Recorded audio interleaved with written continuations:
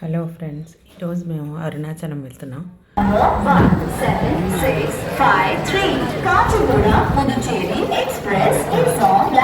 ఎక్స్ప్రెస్లో విల్లుపురం వెళ్ళి అక్కడి నుంచి అరుణాచలం వెళ్ళాం. ట్రైన్లో సరదాగా అందరం కూర్చొని తెచ్చుకొని తిని రైల్వే స్టేషన్లో దిగంగానే అందరం ఒక పిక్ తీసుకొని ఆ విల్లుపురం జంక్షన్ నుంచి బస్ ఎక్కి అరుణాచలం వెళ్ళాం.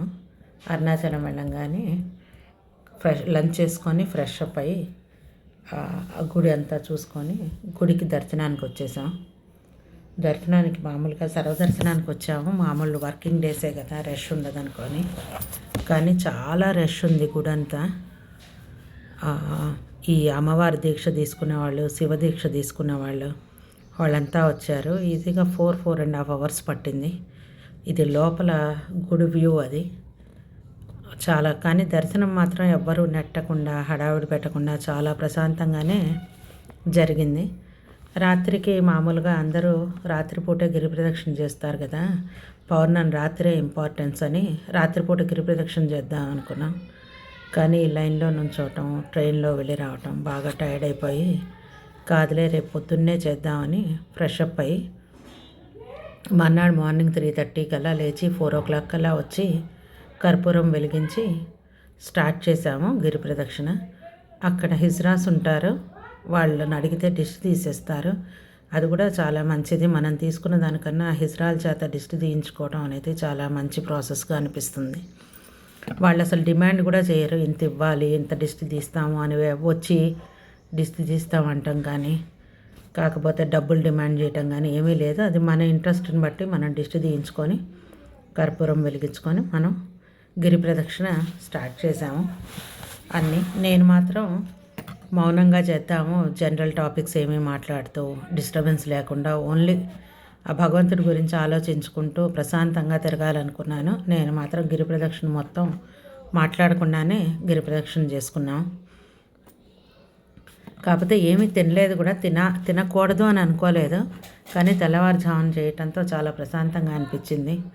అన్ని శివాలయాలు 4:30 కల్లా ఓపెన్ చేశారు. పురోహితుడు వచ్చి చటగోపురం పెట్టి తీర్థం ఇచ్చి, డెకరేషన్స్ కూడా ప్రతి శివలింగానికి చాలా చేంజెస్ కూడా ఉన్నాయి. అక్కడ ఒక్కొక్క లింగం అష్టదిక్కుల్లో 8 లింగాలు ప్రతిష్ఠించారు.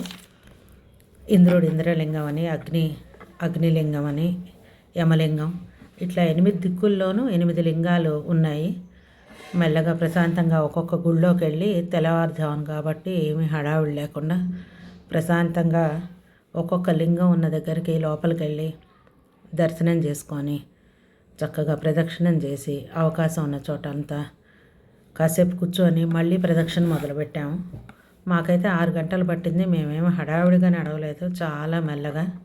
ప్రతి చోట మనకి గిరి ప్రదక్షిణ ఎలా చేయాలి, ఎక్కడ ఆగాలి, ఏవే లింగాలు ఉన్నాయి అనేది చాలా క్లియర్గా చూపిస్తూ మనకి బోర్డు కనిపిస్తుంది. ఆ బోర్డు ప్రకారం వెళ్ళిపోవాలి. మనం ఎలా స్టార్ట్ చేయాలనేది కూడా గిరి వలం అని అంటారు అక్కడ గిరి ప్రదక్షిణని. అది కూడా చూపిస్తుంది. ఇలా బోర్డ్స్ కూడా చూపిస్తూ ఉంటారు. ఫస్ట్ ఇంద్రలింగం వస్తుంది, తర్వాత అగ్నిలింగం వస్తుంది, తర్వాత యమలింగం వస్తుంది. ఈ అగ్నిలింగానికి యమలింగానికి మధ్యలో రమణ మహర్షి ఆశ్రమం ఉంటుంది. శేషాద్రి స్వామి ఆశ్రమం కూడా అక్కడే ఉంటుంది ఈ మధ్యలో. మళ్ళీ ఆ యమలింగం దాటిన తర్వాత నైరుతి లింగం, సూర్యలింగం, వరుణలింగం, వాయులింగం, ఇలా లైన్గా కొంచెం కొంచెం డిస్టెన్స్ మధ్యలో ఇలా లింగాలు వస్తాయి. ప్రశాంతంగా మేము దర్శనం చేసుకున్నాం, ప్రదక్షిణ చేసాం. చాలా హాయిగా చాలా బాగా జరిగింది. ఈ వరుణలింగానికి వాయులింగానికి మధ్యలో ఆది అన్నామలై ఆలయం ఉంటుంది. అది కూడా తప్పకుండా దర్శనం చేయాలి. పాత అన్నామలై అరుణాచల క్షేత్రం అని కూడా అంటూ ఉంటారు. తర్వాత వాయులింగం తర్వాత చంద్రలింగం వస్తుంది. చంద్రలింగం దాటాక కుబేరలింగం, ఈశాన్యలింగం అనేది చివరిలో వచ్చే లింగం. ఇలా మెల్లగా అన్ని సూర్యలింగం ఇలా మెల్లగా దర్శనం చేసుకుంటూ ప్రశాంతంగా తిరిగాము. ఎక్కడ ఇబ్బంది అనిపించలేదు. మధ్యలో మనకు కావాలంటే పళ్ళు పెట్టుంటారు, ఏదైనా మనం తినాలంటే తినచ్చు, తాగాలంటే తాగచ్చు. కొబ్బరి బొండాలు ఉన్నాయి, చాలా చీప్ ఉన్నాయి, చాలా హాయిగా అనిపించింది. 30 రూపాయలే. ఒక కొబ్బరి నీళ్ళు మాత్రం తాగాము. టిఫిన్స్ కూడా టిఫిన్ సెంటర్స్ ఉన్నాయి, టిఫిన్స్ చాలా ఉన్నాయి. టిఫిన్స్ ఏం మేము చేయలేదు. ప్రశాంతంగా మేము నడుచుకుంటూ మాట్లాడుకుంటూ వెళ్ళిపోయాము. ఇలా ఉదయిస్తున్న సూర్యుడు ఆ కొండల మధ్యలోంచి, అరుణగిరి మధ్యలోంచి చూస్తే చాలా ప్రశాంతంగా చాలా బాగా అనిపించింది. మేము మొత్తం నడిచాము, బాగుంది. అక్కడ ప్రతి లింగం దగ్గర ఇలా ఇంద్రలింగం, అగ్నిలింగం, ఇలా లింగాల దగ్గర పక్కన వాష్రూమ్స్ ఉన్నాయి. చాలా నీట్గా పెట్టారు, చాలా బాగుంది, కంఫర్టబుల్గా ఉంది. తర్వాత మేము అలా నడుచుకుంటూ వెళ్ళేసరికి అక్కడ మోక్ష మార్గం వచ్చింది. చూస్తే చాలా రష్ ఉంది, 3 లైన్లు లోపలికి ఉన్నాయి. బయట రోడ్డు మీద దాకా వచ్చింది. చెయ్యాలా వద్దామో అనుకొని, కానీ చెయ్యాలి ధైర్యంగా. కొంతమంది ప్యానిక్ అయిపోయి వెనక్కి వచ్చేసిన వాళ్ళు ఉన్నారు ఆ లైన్లలో, కానీ అంత పెద్ద భయం ఏం లేదు, చాలా ఈజీగా ఉంటుంది. అక్కడి నుంచి మామూలుగా ఆ మోక్ష మార్గం నుంచి మెల్లగా బయటకు వచ్చి, కానీ అది ఎంత అద్భుతం అంటే ఇన్ని కిలోమీటర్లు 14 కిలోమీటర్స్ మనం నడిచిన తర్వాత ఆ మోక్ష మార్గం నుంచి బయటకు వస్తే అసలు ఆ ఒంటి నొప్పులు కానీ కాళ్ళ నొప్పులు కానీ ఏమీ మనకు తెలియవు, అంత బాగుంది. అలా ప్రదక్షిణ చేస్తూ వచ్చాము. కాకపోతే ఈ 8 అష్టలింగాలకి ఒక్కొక్క ఫలితాన్ని రాసి పెట్టారు మన వ్యాస మహర్షుల వాళ్ళు, పాత మహర్షులు ఎవరు. ఇంద్రలింగానికి ఆరోగ్యము సంపద, ఆ ఇంద్రలింగం దర్శనం చేసుకుంటే ఆరోగ్యం సంపద వస్తుందని. అగ్నిలింగం జబ్బులు పోతాయని.